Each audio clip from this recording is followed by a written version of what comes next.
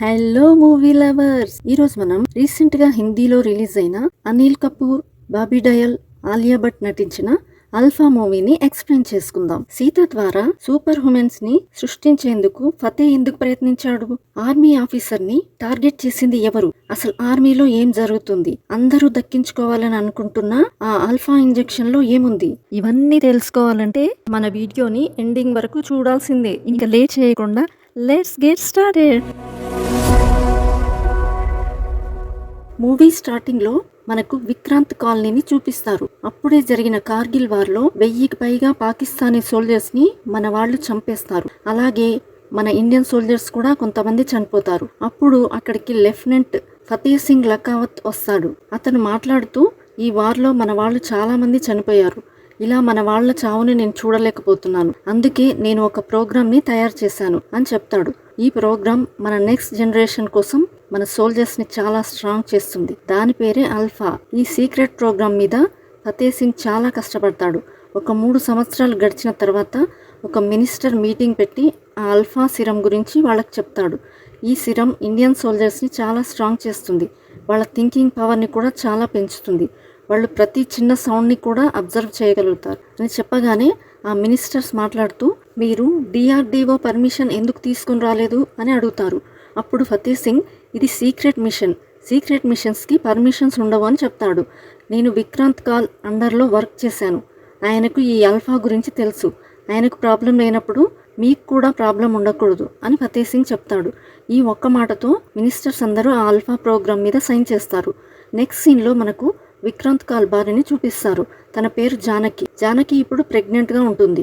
కానీ అప్పుడే తెలుస్తుంది జానకి హార్ట్ చాలా వీక్గా ఉందని, తను ప్రెగ్నెన్సీ క్యారీ చేయలేదని, ఒకవేళ అలా చేస్తే తను చనిపోతుందని చెప్తారు.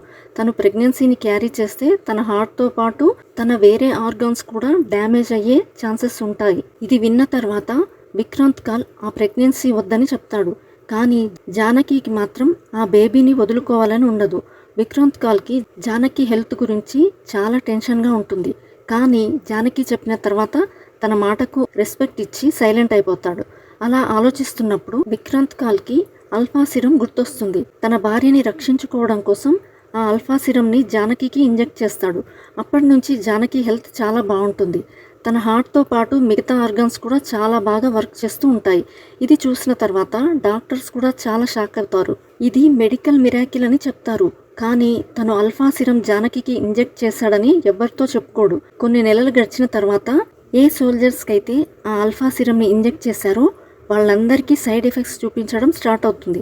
కొంతమంది సోల్జర్స్ ఆ అల్ఫా సిరం వల్ల కోమాలోకి వెళ్ళిపోతారు. కొంతమంది ప్యారలైజ్ అయిపోయి ఉంటారు. చాలామంది డిఫరెంట్ డిసీజెస్తో చనిపోతారు. ఇది విన్న విక్రాంత్ కాల్కి టెన్షన్ మొదలవుతుంది. ఎందుకంటే అదే అల్ఫా సిరంని జానకికి కూడా ఇంజెక్ట్ చేస్తాడు. ఆ రోజు తన డెలివరీ రోజు. తనకి ఏమవుతుందో అని ఏడ్చుకుంటూ హాస్పిటల్కి బయలుదేరుతాడు. జానకి ఒక ఆడపిల్లకి జన్మనిచ్చి తను చనిపోతుంది. అప్పుడే ఆ హాస్పిటల్ దగ్గరికి వచ్చిన ఫతే సింగ్ మాట్లాడుతూ, నువ్వు ఎవరికీ తెలియకుండా అల్ఫా సిరంని నీ భార్యకి ఇంజెక్ట్ చేశావు. నీ భార్య చావుకి కారణం నువ్వే అని చెప్తాడు. ఇప్పుడు నీ బిడ్డ ఒంట్లో కూడా అల్ఫా సిరం రన్ అవుతుంది. అందుకని ఆ బిడ్డ దేశానికి చెందుతుంది కానీ నీకు చెందదు అని చెప్పి తనని అక్కడి నుండి తీసుకొని వెళ్ళిపోతాడు. విక్రాంత్ ఫతే సింగ్ దగ్గరికి వెళ్ళి, ఆ బిడ్డ నాది, నా దగ్గరే పెరుగుతుంది అని చెప్పడంతో ఫతే సింగ్ అంటాడు, ఆ సిరం మంచి సోల్జర్స్ని మింగేసింది. నీ బిడ్డ దీంతో సర్వైవ్ అవుతుందని నువ్వు ఎలా అనుకున్నావు? నీ బిడ్డ ఆల్రెడీ చనిపోయింది అని చెప్తాడు. విక్రాంత్ చనిపోయిన తన బిడ్డను చూసి చాలా ఏడుస్తాడు. ఇంకా తను ఆ బిడ్డని తీసుకెళ్లి దహన సంస్కారాలు చేస్తాడు. అల్ఫా ప్రోగ్రామ్ ఫెయిల్ అయిపోయి చాలా మంది సోల్జర్స్ చనిపోవడంతో ఫతే సింగ్ ని డిమోషన్ చేస్తారు. ఇంకా అతను ఏ వార్లో కూడా పార్టిసిపేట్ చేయలేరు అని చెప్తారు. కానీ ఫతే సింగ్కి దేశం కోసం ఏదో ఒకటి చేయాలని అనిపిస్తుంది.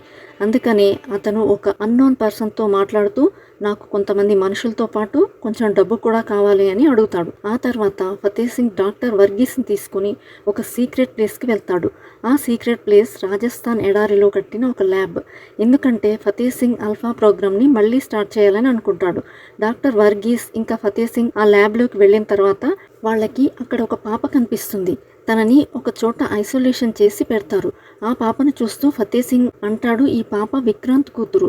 నిజానికి తను హాస్పిటల్ నుంచి ఆ పాపని తీసుకెళ్లిన తర్వాత ఒక చనిపోయిన పాపని కూడా హాస్పిటల్ నుంచి తీసుకెళ్తాడు. తను చనిపోయిన పాపని విక్రాంత్ కూతురు అని చెప్పి తనని అక్కడి నుండి తీసుకుని వెళ్ళిపోయేలా చేస్తాడు. ఎందుకంటే ఈ పాప ఒంట్లో అల్ఫా సిరం రన్ అవుతుంది. ఈ పాప డిఎన్ఏతో ఆ అల్ఫా సిరంని మళ్ళీ రీస్టార్ట్ చేయొచ్చని చెప్తాడు. ఫతేహ్ సింగ్ ఆ పాపకి సీత అనే పేరు పెడతాడు. డాక్టర్ వర్గీస్ ప్రతి వారం ఆ పాప బ్లడ్ శాంపిల్స్ తీసుకుని చెక్ చేస్తూ ఉంటాడు. కానీ అల్ఫాకి సంబంధించిన ఏ సింటమ్స్ తనలో కనబడకపోవడంతో వాళ్ళు మళ్ళీ ట్రై చేస్తూ ఉంటారు. అలాగే తనకి అన్ని రకాల ట్రైనింగ్స్ ఇస్తూ ఉంటారు. తను ఎలా పెరిగి పెద్దగా అవుతూ ఉంటుందో అల్ఫా సిరం సిమ్టమ్స్ కూడా కనిపిస్తూ ఉంటాయి. డాక్టర్ వర్గీస్ తనని చాలా బాగా చూసుకుంటూ ఉంటారు. ఇంకా ఫతేహ్ సింగ్ తనకు మిలిటరీ లెవెల్ ట్రైనింగ్ ఇస్తాడు. తను ప్రతి సిచ్యువేషన్ని ఫేస్ చేసేలాగా తనని తయారు చేస్తాడు. ఇప్పుడు మనకి స్టోరీ 2003 నుంచి 2026లోకి తీసుకెళ్తారు. విక్రాంత్ ఇప్పుడు ఆర్మీని రిజైన్ చేసి రాలోకి వెళ్ళిపోతాడు. అలాగే ఇంకోవైపు సీత కూడా పెద్దగా అవుతుంది. ఒకరోజు సీతకి ఏమవుతుందో తెలియదు, కానీ ఆ ల్యాబ్లో నుంచి తప్పించుకోవడానికి అక్కడున్న వాళ్ళందరినీ చంపేస్తుంది. అప్పుడు రాలో ఉన్న విక్రాంత్కి ఒక వీడియో వెళ్తుంది. 6 మినిస్టర్స్ని ఎవరో చంపేశారు. ఆ మినిస్టర్స్ ఎవరు, వాళ్ళకున్న లింకులేంటి అని తెలుసుకున్నప్పుడు విక్రాంత్కి తెలుస్తుంది వాళ్ళందరూ అల్ఫా సీరం కోసం సైన్ చేసిన మినిస్టర్స్ అని. దీని గురించి తెలుసుకోవాలంటే విక్రాంత్ ఫతేహ్ సింగ్ దగ్గరికి వెళ్లాల్సి వస్తుంది. అతను ఫతేహ్ సింగ్ని కలవడానికి వెళ్ళినప్పుడు ఫతేహ్ సింగ్ చెప్తాడు, ఆల్ఫా ప్రోగ్రామ్ని ఆపేసినందుకు దానికి కొత్త వర్షన్ కోసం నేను ట్రై చేస్తున్నాను. దీనికోసం నేను తనని తయారు చేశాను అని చెప్తాడు. తను ఎవరో కాదు, నీ కూతురు సీత అని చెప్పగానే విక్రాంత్ షాక్ అవుతాడు. నా కూతురికి నేనే దహన సంస్కారాలు చేశాను, తను నా కూతురు ఎలా అవుతుంది అని అంటాడు. ఫతేహ్ సింగ్ కాలర్ పట్టుకొని ఎందుకు ఇలా చేశావని అడుగుతాడు. అప్పుడు ఫతేహ్ సింగ్ మాట్లాడుతూ, ఆ ఆల్ఫా ప్రోగ్రాంలో మన ఇద్దరి సైన్లు కూడా ఉన్నాయి, తను మన మీద కూడా అటాక్ చేయొచ్చు, జాగ్రత్తగా ఉండు అని చెప్తాడు. తన కూతురు ఇంకా చావలేదని, ఇంకా బ్రతికే ఉందని తెలిసిన తర్వాత విక్రాంత్ చాలా సంతోషపడతాడు. కానీ సీత మాత్రం ఆ ఆల్ఫా ప్రోగ్రామ్ని సైన్ చేసిన వాళ్ళందరినీ చంపుతూ ఉంటుంది. దీంతో ఇప్పుడు తన next target Vikrant. Sita Vikrant daily routines ఏంటో తెలుసుకుంటూ ఉంటుంది. తను ఎక్కడికి వెళ్తున్నాడు, ఏం చేస్తున్నాడు అని అబ్జర్వ్ చేస్తూ ఉంటుంది. విక్రాంత్ ఇప్పుడు సడన్గా స్పెయిన్ వెళ్తుంటాడు. అతను స్పెయిన్ ఎందుకు వెళ్తున్నాడు, ఎప్పుడు రిటర్న్ వస్తాడు, రిటర్న్ వచ్చిన తర్వాత చూసుకుందామని తన కోసం వెయిట్ చేస్తుంది. కానీ అతను ఎక్కడికి వెళ్తున్నాడని చెక్ చేసిన తనకి ప్రతి నెల స్పెయిన్ వెళ్తున్నాడని తెలుస్తుంది. ఇతను స్పెయిన్లో ఎవరిని కలుస్తున్నాడని చెక్ చేస్తే ఒక అమ్మాయిని కలుస్తూ ఉంటాడు. తన పేరు దుర్గా, విక్రాంత్ రెండో కూతురు. నిజానికి సీత ఇంకా దుర్గా ఒకేసారి పుడతారు. కానీ ఆ రోజు హాస్పిటల్లో ఫతేహ్ సింగ్ మాటల్ని విన్న డాక్టర్ ఇంకొక పాపని దాచిపెట్టి ఫతేహ్ సింగ్ హాస్పిటల్ నుంచి ఆ పాపని తీసుకెళ్లిపోయిన తర్వాత విక్రాంత్కి ఇంకొక పాపని చూపిస్తుంది. డాక్టర్ ఈ విషయం ఫతేహ్ సింగ్కి తెలిస్తే ఆ పాపను కూడా తీసుకెళ్తాడని దుర్గాని తన చెల్లెలి ఇంట్లో పెంచుతాడు. ఇంకొక వైపు సీత విక్రాంత్కి కాశ్మీర్లో ఒక సీక్రెట్ హౌస్ ఉందని, అతను ఢిల్లీ నుంచి డైరెక్ట్గా అదే ఇంటికి వెళ్తున్నాడని తెలుసుకుంటుంది. సీత విక్రాంత్ ఆ ఇంటికి వెళ్తున్నాడని తెలుసుకున్న తర్వాత అతని కంటే ముందే తను అక్కడికి వెళ్ళిపోతుంది. ఆ ఇల్లు మొత్తం తిరుగుతూ పూర్తిగా చెక్ చేస్తూ ఉంటుంది. అదే టైంలో ఆ ఇంటి దగ్గరికి ఒక కారు వస్తుంది. ఆ కారులో దుర్గా ఇంకా విక్రాంత్ ఆ ఇంటికి వెళ్దామని ప్లాన్ చేసుకుంటారు.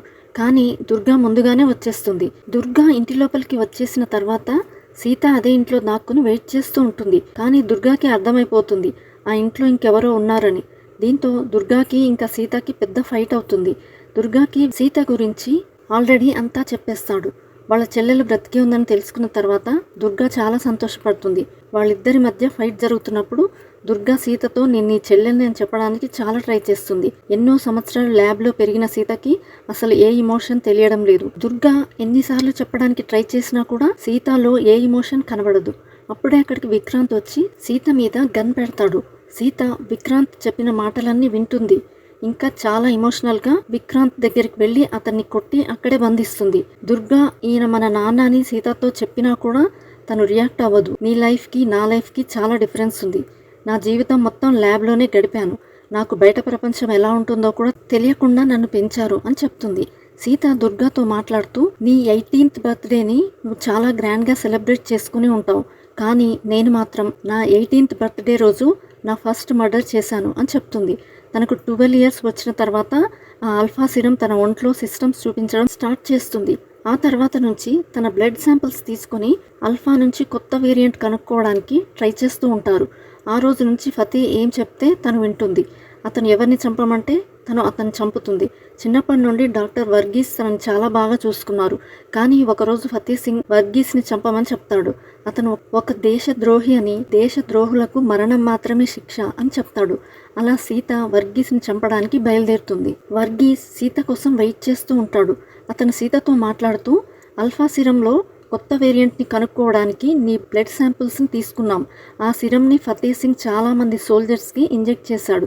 కానీ వాళ్ళందరూ చాలా రోగాలతో ఇబ్బంది పడి అక్కడే చనిపోయారు. అలా ఎంతమంది చనిపోయారంటే ఇక్కడ ఒక పెద్ద గ్రేవ్ యార్డే తయారైపోతుంది అని చెప్తాడు.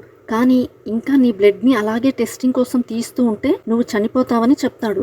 ఇదంతా విన్న తర్వాత సీత అక్కడి నుండి వెళ్ళిపోతుంటే వర్గీస్ మాట్లాడుతూ, విక్రాంత్ని ఖచ్చితంగా నువ్వు కలువు, నీకు చెప్పడానికి అతని దగ్గర ఒక మంచి కథ ఉంది అని అంటాడు. కానీ సీత ఇక్కడికి వచ్చిన తర్వాత తెలుస్తుంది విక్రాంత్ వాళ్ళ నాన్నని, దుర్గా వాళ్ళ చెల్లె అని. సీత వాళ్ళ నాన్నతో చెప్తుంది ఒడిస్సీ అనే ఓ ప్రోగ్రాం జరుగుతుంది అని, దానివల్ల మన దేశానికి ప్రమాదం రాబోతుందని.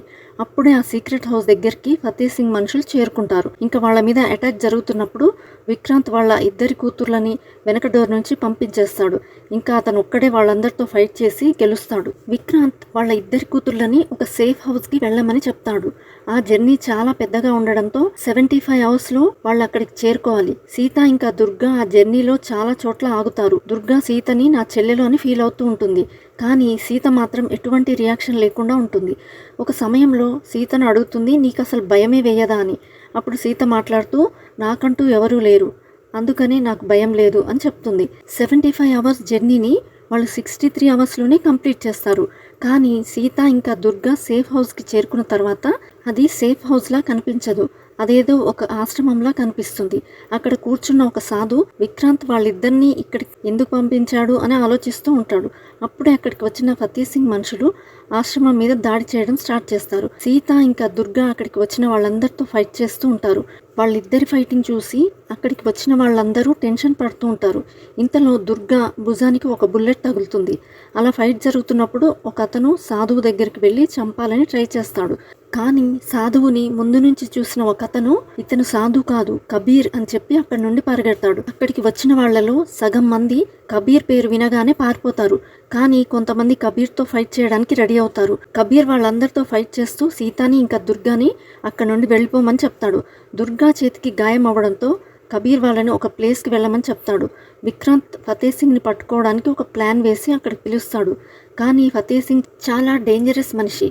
ఫతేహ్ సింగ్ని క్యాప్చర్ చేద్దామని విక్రాంత్ పిలిస్తే అతను విక్రాంత్ని క్యాప్చర్ చేస్తాడు. దీని ద్వారా ఫతేహ్ సింగ్ విక్రాంత్ని చూపిస్తూ సీతాని అక్కడికి పిలుస్తాడు. సీత అక్కడికి వచ్చి వాళ్ళ నాన్నని విడిపించుకుందామని అనుకుంటుంది. కానీ పొరపాటుగా ఒక ల్యాండ్ మైన్ మీద కాలు పెట్టేస్తుంది.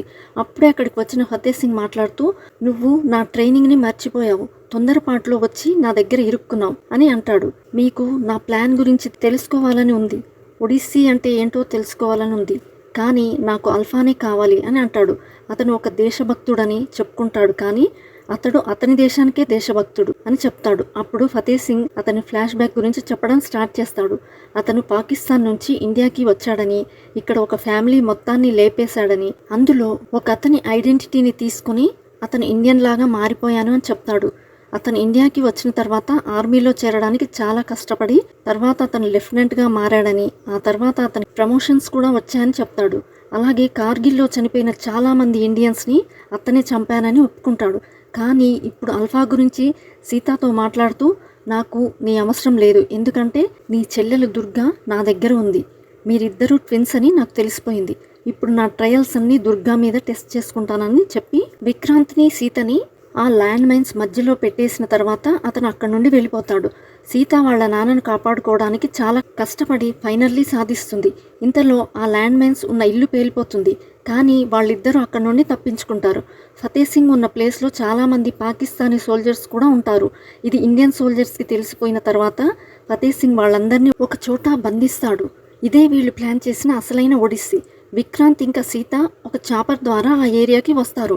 అక్కడ ఉంది మొత్తం పాకిస్తానీ సోల్జర్స్ అని తెలుసుకున్న తర్వాత వాళ్ళందరితో ఫైట్ చేయడం స్టార్ట్ చేస్తారు. కానీ ఫతేహ్ సింగ్ చాలా క్రూయల్ మనిషి. అతను సీతను ట్రైన్ చేసి ఉండడంతో తన ప్రతి మూవ్ అతనికి తెలుస్తుంది. సీత అతన్ని ఎలా అటాక్ చేద్దామని ట్రై చేసినా అతనికి ముందే తెలిసిపోతూ ఉంటుంది.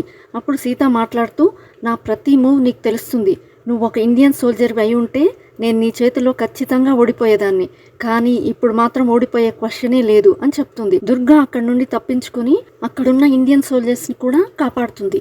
ఇంకోవైపు ఫతేహ్ సింగ్ ఇంకా సీత ఫైట్ చేస్తూ ఉంటారు. ఇందులో సీత ఫతేహ్ సింగ్ ని చంపేస్తుంది. నెక్స్ట్ సీన్ లో విక్రాంత్ వాళ్ళిద్దరి కూతురుతో మాట్లాడుతూ ఈ మిషన్ ఇక్కడితో కంప్లీట్ అయిపోయిందని, దేశానికి ఎప్పుడు అవసరం వచ్చినా మీరు ఇక్కడ రెడీగా ఉండాలి అని చెప్తాడు. పఠాన్, కబీర్, టైగర్ వీళ్ళు ముగ్గురు దేశం కోసం రెడీగా ఉన్నట్లు మీరు కూడా ఎప్పుడు రెడీగానే ఉండాలి అని చెప్తాడు. దీంతో ఈ మూవీ ఇక్కడితో ఎండ్ అవుతుంది. ఈ వీడియో మీకు నచ్చినట్లయితే లైక్ అండ్ షేర్ చేసి, ఇంకా మీరు ఏ మూవీ అండ్ వెబ్ సిరీస్ వినాలి అని అనుకుంటున్నారో కామెంట్ చేయండి. ఇలాంటి మరిన్ని వీడియోస్ కోసం మన ఛానల్ ని సబ్స్క్రైబ్ చేయడం మర్చిపోకండి. Thanks for watching. See you all in the next video. Bye.